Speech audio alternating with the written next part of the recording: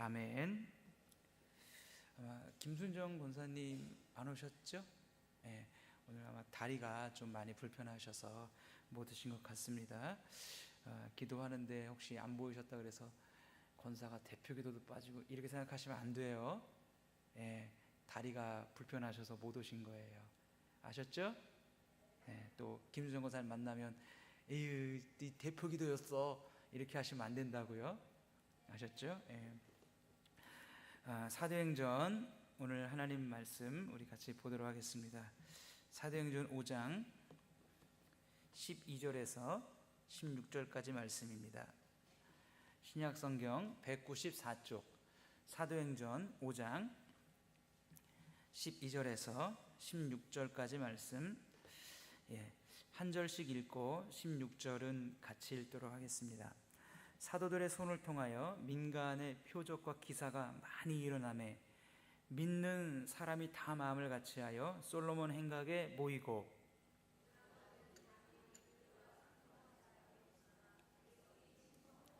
믿고 주께로 나오는 자가 더 많으니 남녀의 큰 무리더라.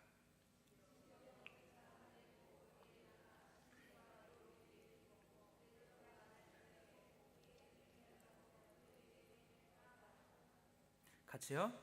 예루살렘 부근에 수많은 사람들도 모여 병든 사람과 더러운 귀신에게 괴로움 받는 사람을 데리고 와서 다 나음을 얻으니라. 아멘. 이 앞에 앉기가 상당히 좀 힘드시고 부담스러우시죠? 우리 좀 앞에 앉으셔야지 우리 촬영을 해가지고 이 올리는데 의자가 여기가 나오거든요. 한 네 자리까지가 나와요. 이렇게. 근데 이제 카메라로 찍었을 때 거기가 텅텅 비면 되게 썰렁해 보여. 우리 멋있어. 박수 한번 쳐주세요. 괜찮아. 놔두면 돼요. 그래. 한 손에는 모자를 들고 한 손에는 팝콘을 들고. 네네. 저 진짜 오늘 오전에 특송을 듣고 너무 은혜를 받았습니다. 진짜 너무 감사했어요. 진짜. 진짜 어떤 은혜인지는 하나님만 아십니다. 자, 우리 옆분 뒷분 같이 한번 인사하실까요? 주님의 이름으로 사랑합니다. 우리 한 번 더 인사하겠습니다. 주의 이름으로 축복합니다. 이번에 앞뒷분으로 한번 인사해. 앞뒷분으로. 아무튼 잘 모르지만 반갑습니다. 앞뒷분으로 시작. 잘 모르지만 아무튼 반갑습니다. 잘 모르시는 분들이 좀 앉아 계신 것 같아요. 앞뒷분 중에. 오늘 사도행전 5장 12절에서 16절 말씀을 통해서 주님의 뒤를 따라 라는 제목으로 같이 은혜를 받도록 하겠습니다. 예수님의 제자들, 즉 초대교회 사도들이었죠. 이 사도들을 통해서 많은 표적과 기사와 이적이 일어납니다. 이렇게 일어나는 이유는 주님께서 사도들에게 약속하신 이게 내용이기도 했기 때문이죠. 요한복음 14장 12절 말씀에 주님이 이렇게 말씀하셨습니다. 내가 진실로 진실로 너희에게 이르노니 나를 믿는 자는 내가 하는 일을 그도 할 것이요 또한 그보다 큰 일도 하리니 이는 내가 아버지께로 감이라 하셨습니다. 예수님이 아버지께로 가셔서 성령을 보내주시면 성령을 통해서 예수님이 하신 그 일을 사도들도 할 것이다 라고 이미 약속을 해 주셨습니다. 그리고 그 표적의 내용, 큰 일, 그 내용이 16절이죠. 16절을 보니까 예루살렘 부근에 수많은 사람들도 모여 병든 사람과 더러운 귀신에게 괴로움 받는 사람을 데리고 와서 다 나음을 얻으니라 그랬습니다. 예수님이 행했던 사역들을 이 사도들도 그대로 지금 하고 있습니다. 예수님이 행했던 이 일을 사도들이 그대로 한다고 해서 그대로 하고 있는데 그대로 한다고 해서 이 일이 원래는 사도들의 개인적인 능력과 힘으로 된 일이 아님을 우리는 또 놓쳐서는 안 됩니다. 많은 능력과 이적을 행하는 분들 중에 보면 그것이 자신에게서 나오는 능력과 이적이라고 착각하는 분들이 많이 있다 이거예요. 이미 사도행전 3장 12절에 베드로 사도가 태어날 때부터 안진뱅이였던 사람, 그래서 성전 미문에서 평생을 구걸할 수밖에 없었던 그 사람을 일으켰을 때, 그리고 그 사람을 일으킨 후에 수많은 사람들이 베드로 사도를 주목하여 봅니다. 야, 이가 정말 대단한 사람인가? 이런 능력이 있는 사람인가? 그때 사도행전 3장 12절에 베드로 사도가 이렇게 얘기합니다. 같이 한번 읽어볼까요? 시작. 베드로가 이것을 보고 백성에게 말하되 이스라엘 사람들아, 이 일을 왜 놀랍게 여기느냐? 우리 개인의 권능과 경건으로 이 사람을 걷게 한 것처럼 왜 우리를 주목하느냐, 이거죠. 사도 베드로는 자신의 개인적인 내 개인의 권능이나 어떤 내 개인의 경건의 그 어떤 경건, 그것이 지금 안진뱅이로서 성전 미문에서 구걸하는 사람을 그 기적이 일어난 이유가 아니라는 거예요. 내 개인의 권능이나 내 개인의 어떤 경건이나 어떤 내 개인의 힘으로 일어나는 것이 아니라고 하는 것입니다. 사도 베드로는 이것을 분명히 아는 거예요. 자, 그러니까 우리가 같이 읽었던 이 본문 5장 16절 기사와 표적과 역사 또한 제자들, 사도들의 개인적인 경건과 능력으로 일어난 일이 아니라고 하는 거죠. 이 모든 일들은 예수님이 승천하시면서 보내신 성령 하나님께서 제자들을 통해서 하신 역사의 아주 일부일 뿐입니다. 여러분, 하나님이 가지신 그 능력의 가장 작은 일부를 성령 하나님을 통해서 보여주었을 뿐인데, 이 일을 통해서 수많은 남녀가 주의 품으로 돌아옵니다. 그것이 14절인데 보십시오. 믿고 주께로 나오는 자가 더 많으니 남녀의 큰 무리더라. 자, 이 역사와 이 기적과 이 이적이 일어났을 때 많은 사람들이 주님의 품으로 돌아왔습니다. 주님의 품으로 근데 돌아온 사람만 있는 게 아니에요. 그 반대편에 선 사람도 있었다 이거죠. 그게 13절인데 그 나머지는 감히 그들과 상종하는 사람이 없으나 백성이 칭송하더라. 칭송하는 백성이 있는 반면에 어떤 다른 부류, 어떤 다른 무리는 제자들과 상종하지 않습니다. 제자들과 만나지 않습니다. 아마 누구였을까요? 아마 종교 지도자들, 또 그 당시에 거기에 속한 사람들이었을 것입니다. 여러분, 교회 역사를 보게 되면, 2000년 교회 역사를 보게 되면 언제나 그렇습니다. 하나님께서 성령을 보내주셔서 성령께서 강력하게 복음을 드러내시고 이 복음의 능력이 나타날 때에 회개하고 돌아오는 사람도 있었지만, 그 일을 극렬히 반대하고 그 일에 대해서 상종도 하지 않으면서 반대하는 사람도 언제나 있었다고 하는 것이죠. 오늘 본문에서 큰 무리가 주께 돌아오는데 어떤 무리는 그것을 싫어합니다. 그리고 어떤 사람들은 대적합니다. 언제나 그렇습니다. 여러분들이 믿음의 길을 걸어갈 때 여러분이 믿음의 길을 가는 것을 좋아하고 칭찬하고 함께 해주는 사람들만 있다고 생각해서는 안 됩니다. 여러분의 이 믿음의 길을 가는 것을 싫어하는 사람, 미워하는 사람, 내켜하지 않는 사람, 심지어는 대적하는 사람도 언제나 있었다고 하는 거죠. 교회 2000년 역사 가운데 그런 사람들은 언제나 있었습니다. 그런 사람들에게 복음을 쉽게 전해 보십시오. 뭐라고 얘기하는지 아십니까? 복음이 무슨 너무 쉬워가지고 유치해가지고 못 믿겠다, 이렇게 얘기합니다. 그 사람에게 복음을 어렵게 전해 보십시오. 뭐라고 얘기하는지 아십니까? 복음을 너무 어려워서 못 믿겠다, 이렇게 얘기합니다. 어떤 식으로 전해든지 그런 사람들 마음속에는 복음을 받아들일 마음이 없어요. 그래서 주님께서 하신 말씀이 정확히 맞는 거예요. 천지의 주제이신 아버지요, 이것을 슬기롭고 지혜로운 자들에게는 감추시고 어린아이들에게는 나타내심이 맞습니다. 옳소이다, 이것이 아버지의 뜻입니다 그랬습니다. 자기의 슬기와 자기의 지혜를 믿고 자기가 이 땅을 살아갔던 인생 경험을 믿고, 야, 이건 아니야, 이건 받아들일 수 없는 거야, 이것은 합리적이지 않아, 과학적이지 않아, 이거는 계산할 수 있는 게 아니야, 평가할 수 있는 게 아니야, 눈으로 보이는 게 아니야 라고 거부하는 사람들에게는 복음이 더 감춰지게 돼 있어요. 그러나 이 복음의 진리를 듣고, 이 복음의 진리는 너무나 크고 위대하기 때문에 내가 다 알 수 없습니다. 어린아이 같은 나를 주님께서 긍휼히 여겨주셔서 내 생각과 내 지혜를 열어주시고, 그래서 이 복음을 받아들일 수 있도록 나를 도와주옵소서 라고 나아가는 자들에게는 복음이 열리고 믿게 될 줄로 믿습니다. 그러니까 여러분들이 이 믿음의 길을 걸어갈 때 신앙생활을 여러분들이 정말로 제대로 한다면 여러분들을 기뻐하는 사람들도 있겠지만 여러분들을 아주 싫어하는 사람들도 있음을 알아야 합니다. 그런 사람들은 항상 존재한다 이거예요. 그리고 그런 사람들은 멀리 있지 않아요. 여러분들 가까이에 있습니다. 주님이 말씀하신 것처럼 네 원수가 자기 집안 식구리라. 이게 딴 사람의 얘기가 아닙니다. 나와 가까이 있는 사람들이 나의 신앙을 막는 것이지 멀리 있는 사람이 나의 신앙을 막는 게 아니에요. 내가 알지도 못하는 사람이 지나가면서 저를 향해서 이 바보 멍충아, 그럼 제가 뭐라 그러겠어요? 제가 모르는 사람인데 지나가면서 나보고 이 바보 멍충아, 그러면 제가 뭐라 그러겠어요? 그럼 저도 그러겠죠.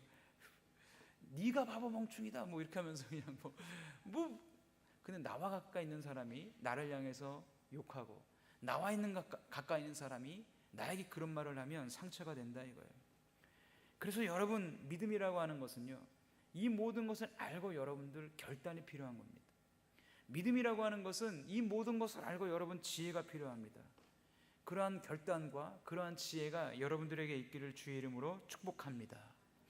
우리가 오늘 이 본문을 보면서 또 알아야 되는 것 두 가지를 여러분들에게 말씀드리기를 원합니다.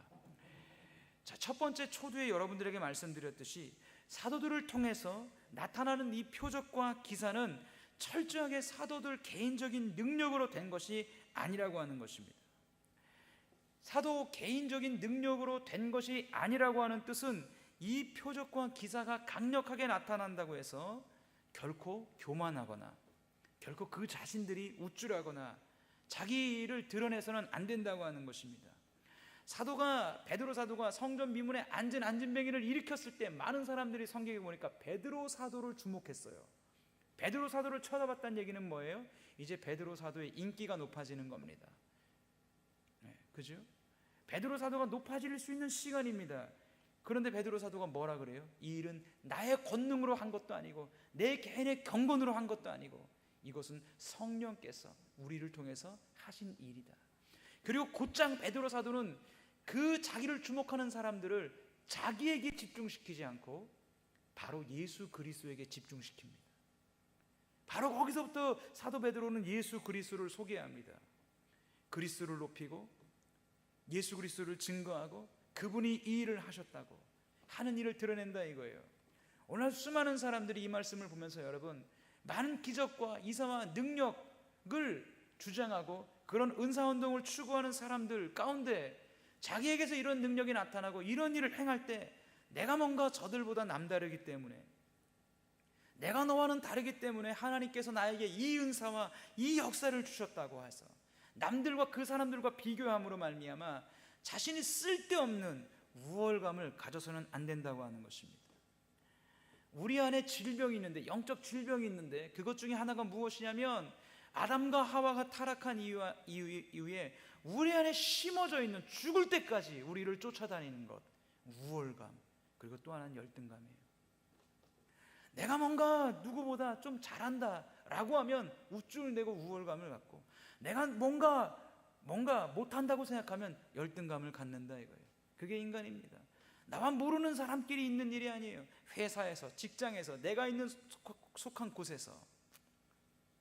여러분, 그래서 동창회, 옛날에 학교 다닐 때는 저 찌질한 것이 강남에 있는 성형외과 갔다 와서 남편 잘 만나가지고 저 좋은 차를 몰고 다니면서 그렇게 해서 동창회 와가지고 카드로 동창회 먹은 밥값 자기가 다 긁고, 친구들이 말하죠. 너는 학교 다닐 때 그렇게 잘 나갔는데 네 남편 요즘 뭐 하는데, 뭐 그러면서 그들이 들은 가방 좀 보고 400짜리 든 거 보고,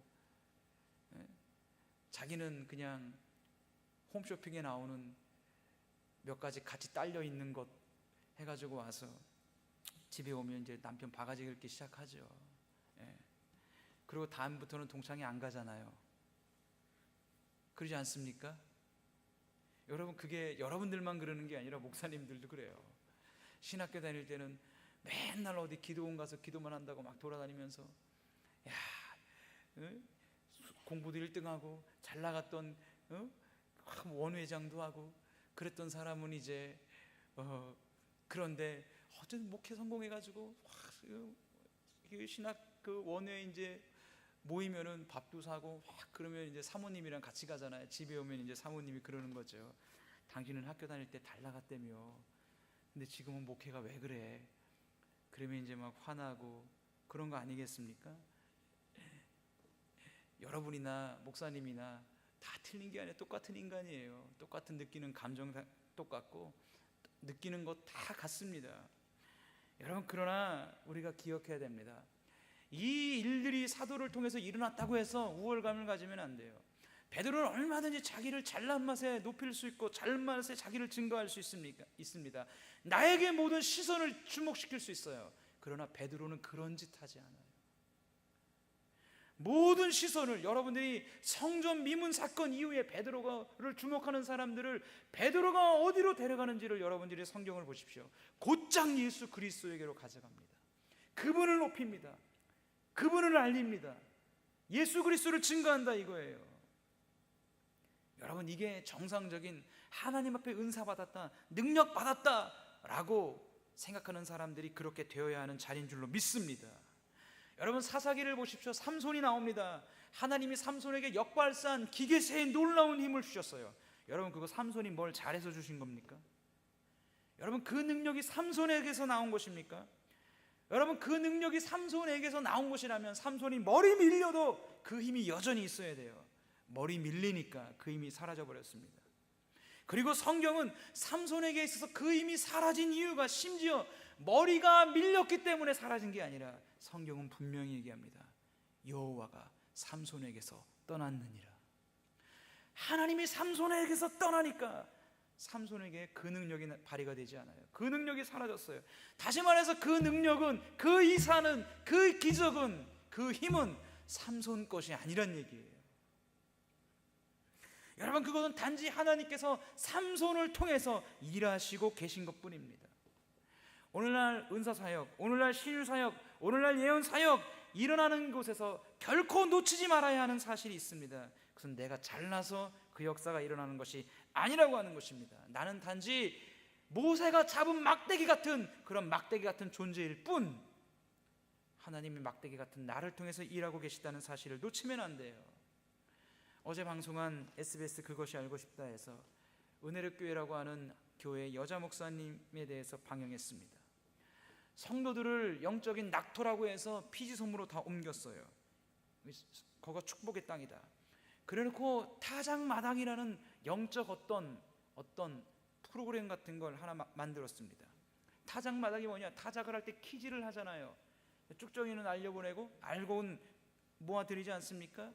자, 그래서 영적인 타작을 해야 된다. 그래서 이 목적이 뭐냐? 귀신을 쫓고 영혼을 맑게 해야 된다. 그러면서 실제로 그런 얘기를 합니다. 이 부분은 녹화를 꺼라. 녹화하니까. 그리고 성도를 향해서 네가 이런 미친 짓을 계속하면 너는 짐승이다, 인간이 아니다. 이 미친 거 이리 와. 그리고 머리카락을 잘라버려라. 그리고 막 이 흉악한 귀신을 어떻게 죽일고 막말을 퍼붓고 머리카락을 마구 잘라버렸습니다. 삼손을 생각해서 잘라버린 건지 그건 모르겠지만 잘라버렸어요. 그리고 저도 듣도 보도 못한 일을 하는데 엄마와 딸을 세워놓고 타작마당이라 그래서 서로 따귀를 때리게 해요.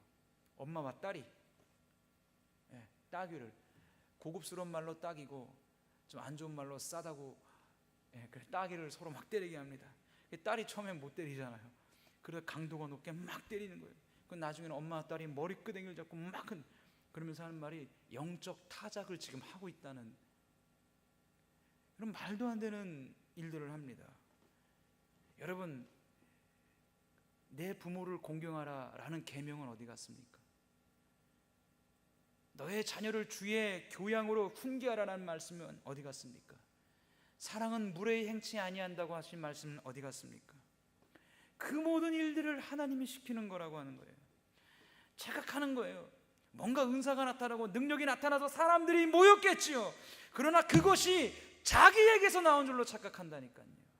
여러분, 그것은 교만입니다. 베드로 사도도 자기에게서, 베드로 사도도 그 역사와 그 기적과 오늘 5장 16절에 일어나는 이 놀라운 일들을 일어나는 것을 보면서 이것이 내 개인의 권세나 내 개인의 경건으로 나온 게 아니라고 분명히 선을 그었습니다. 고넬료가 자기 앞에 찾아서 엎드릴 때 사도 베드로는 엎드리지 말라 그랬습니다. 나도 사람이라 라고 했습니다. 여러분, 갈라디아서의 말씀에 오직 성령의 열매는 사랑과 희락과 화평과 오래 참음과 자비의 양성과 충성과 온유와 절제라고 했습니다. 성령의 열매라 그랬습니다. 나무가 있어요. 나무의 마지막 결실은 무엇입니까? 열매입니다. 나무의 존재 목적은 과실을 맺는 거예요. 과실수의 존재 목적은 가을에 과실을 맺어서 주인에게 그 과실을, 당도 높은 과실을 제공해야 됩니다. 사도 바울이 말하기를 오직은 유일한 것입니다. 오직 유일한 것, 성령의 열매는 뭐냐? 사랑이랍니다. 희락이랍니다. 화평이고 오래 참음이고 자비왕성과 충성과 온유와 절제라는 것입니다. 고린도전서 13장에 사도 바울이 사랑을 얘기할 때 이것이 사랑이 아니다라고 얘기하면서 사랑을 정의하는 첫 번째 용어를 뭐라고 얘기했냐면 사랑은 오래 참고로 시작합니다. 많은 사랑의 속성들이 있지만 사도 바울은 사랑은 오래 참는 것이다. 여러분, 신자가 신앙생활을 하면서 다른 성도, 다른 지체 혹은 내 가족 안에, 우리 가족 안에 어떤 존재에 대해서 오래 참지 못하면 그리스도의 사랑이 없는 겁니다. 그리스도의 사랑이 없는 거예요. 왜냐하면 사랑은 오래 참는 것으로 첫 번째 사도 바울이 시작하고 있기 때문이에요. 사랑은 물에 행치 않습니다. 여러분, 엄마와 딸을 서로 뺨을 때리게 해요? 이게 얼마나 무례한 겁니까? 말도 안 되는 짓이에요.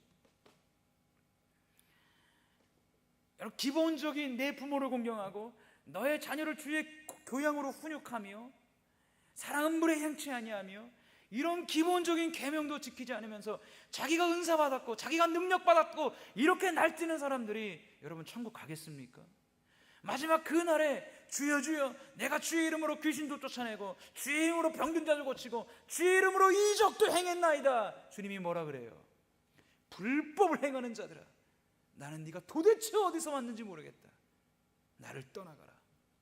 천국 밖에 쫓겨나 울면서 이를 갈미 있으리라 나오는 겁니다. 여러분, 무엇을 하나님이 더 높이 평가하실까요? 어떤 사람은 은사가 막 나타나요. 능력이 나타나요. 그런데 오직 성령의 이 9가지 열매는 없어요. 어떤 사람은 능력도 안 나타납니다. 이적도 안 나타납니다. 그런데 이 사람의 삶은, 이 사람의 성품은 9가지 열매가 나타나요. 하나님이 누구를 인정할까요? 하나님이 누구를 받으실까요? 이 사람을 받으실까요? 아니요, 받지 않습니다. 무엇이 더 중요한지 아시겠습니까? 하나님 우리의 삶을 받으시는 거지, 한번 나타나는 그런 능력, 한번 나타나는 그런 이적, 그것을 받는 게 아니라고 하는 것입니다. 그래서 비성경적이라고 하는 거예요. 여러분들이 오늘 본문을 보면서 이 말씀을 통해서 하나 알아야 되는 것 또 하나는 이것입니다. 이런 능력과 기적과 이적과 표적은요, 여러분 은사입니다. 은사라고 하는 거예요. 여러분, 은사가 무엇입니까? 은사가 모든 사람들이 똑같이 가져야 하는 것입니까? 예수님이 병 고쳤으니까 여러분들도 다 병 고쳐야 되나요? 그렇지가 않다는 거예요. 은사라고 하는 것은 성령께서 그 뜻대로 우리에게 나눠주시는 것입니다. 고린도전서 12장 4절에서 11절 말씀 같이 한번 한 절씩 읽어볼까요? 제가 먼저 읽어볼게요. 은사는 여러 가지나 성령은 같고 또 사역은 여러 가지나 모든 것을 모든 사람 가운데서 이루시는 하나님은 같으니 어떤 사람에게는 성령으로 말미암아 지혜의 말씀을, 어떤 사람에게는 같은 성령을 따라 지식의 말씀을,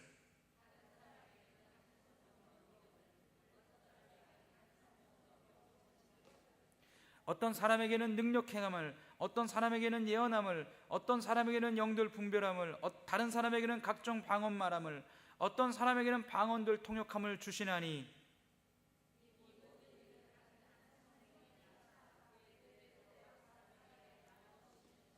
할렐루야, 아멘. 예수님이 병을 다 고쳤다, 예수님은 환자를 병원에 한번 데려가 본 적도 없다라고 주장하면서 당신이 누구를 병원 데려가면 믿음이 없는 것이다 라고 주장하는 사람들이 있어요. 가끔씩 TV에 자기의 자녀가 아픈데 병원도 안 데려가 거기서 죽게 만듭니다. 그 사람들이 나름대로 신앙이 없는 사람들이 아니에요. 주님도 환자를 병원 가서 고치지 않았다 이런 논리예요. 그러나 얼마나 어리석습니까? 여러분, 그런 병 고치는 것, 능력 행하는 것, 영불멸하는 것, 말씀을 전하는 것, 모든 것들은 사도 바울이 말하기를 은사라고 얘기합니다. 은사로서 성령께서 각 사람에게 나눠주시는 것입니다. 7절 말씀해 보니까 각 사람에게 성령을 나타내심은 유익하게 하려 하심이라.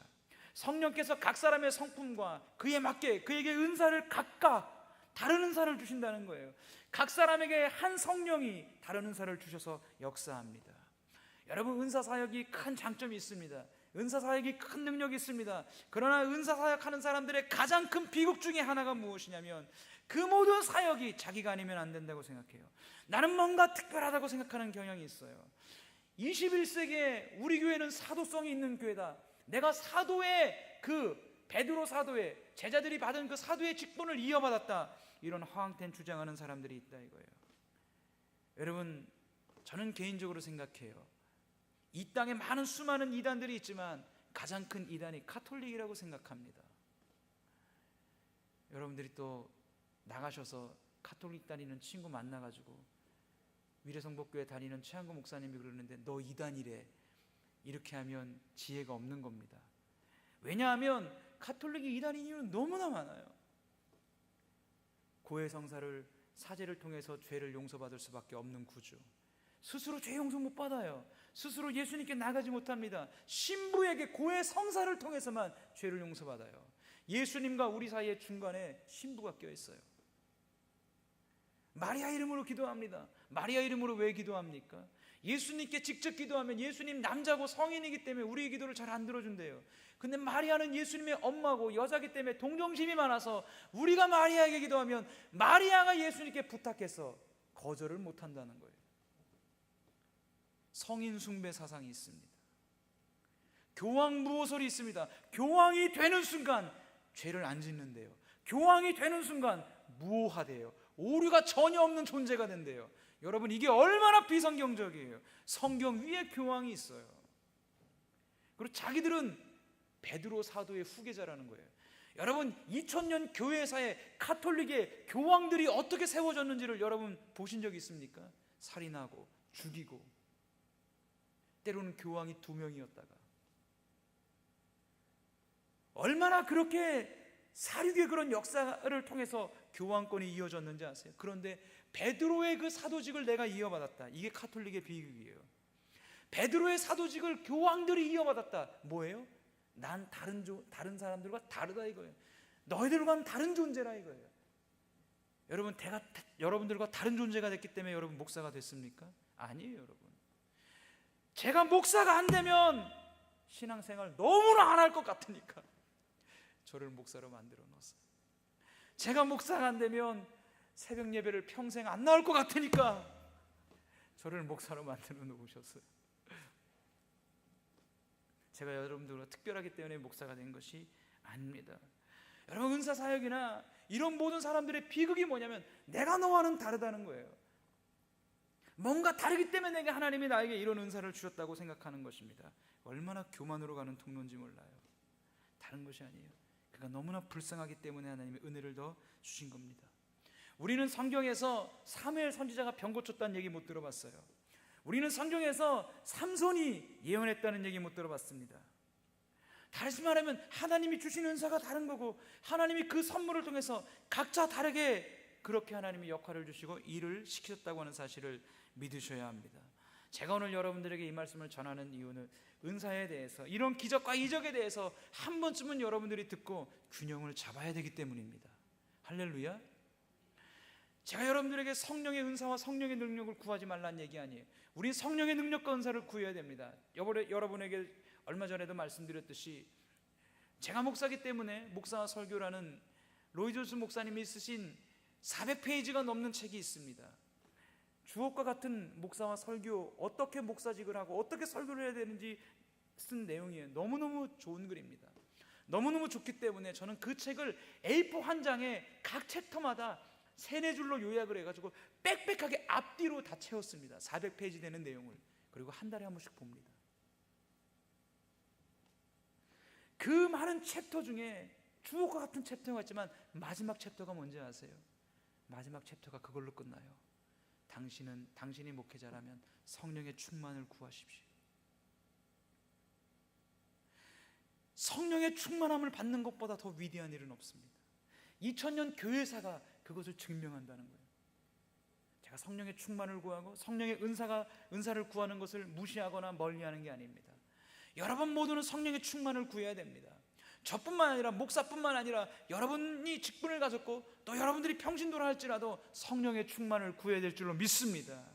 하나님, 내 가정에 성령의 충만을 주옵소서. 나에게 성령의 충만을 주옵소서. 우리의 자녀들에게 성령의 충만을 주옵소서. 로이드 존스 목사님, 이것보다 위대한 일은 없다는 거예요.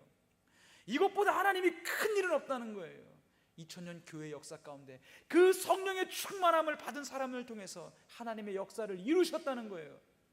끊임없이 구하라는 거예요. 포기하지 말라는 거예요. 갈망하라는 거예요. 그 능력이 나에게 임할 때까지 당신은 끊임없이 구하십시오. 포기하지 마십시오 라고 마지막 챕터에 권면하면서 끝납니다.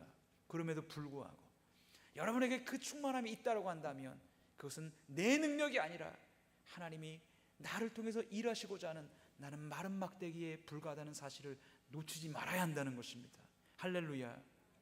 이 양쪽에 성령의 충만함과 이 양쪽에 내 스스로의 이 겸손한 자리에서 믿음의 길을 걸어갈 때 하나님이 여러분들을 쓰시고 우리 교회를 사용하실 줄로 믿습니다.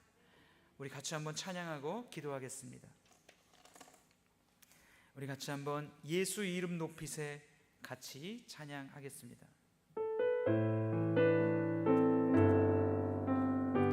우리 생애 가운데 주님만 높아지기를 원합니다.